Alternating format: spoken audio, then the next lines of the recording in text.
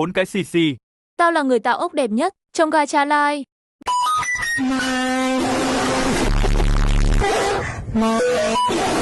Và tao muốn nói với tụi bay là tất cả nam trong gacha live đều là của tao hết.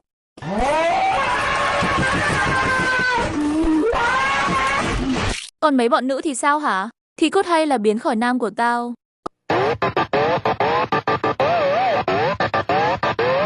Còn nếu bọn con trà xanh nói là không thì Muốn có trà xanh thì ra siêu thị mà mua. thì tao sẽ cho bọn mày biết thế nào là lễ độ và bị giết một cách dã man nhất.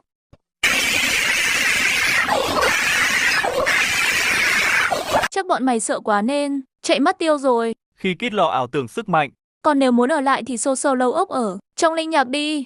tao vẫn ở đây và đây là ác của tao. Chắc tao sẽ thắng thôi bọn gà. Tao gà chắc mày thóc. Còn bọn bay thì thua nhé. Bay nhè mấy bọn khốn nạn.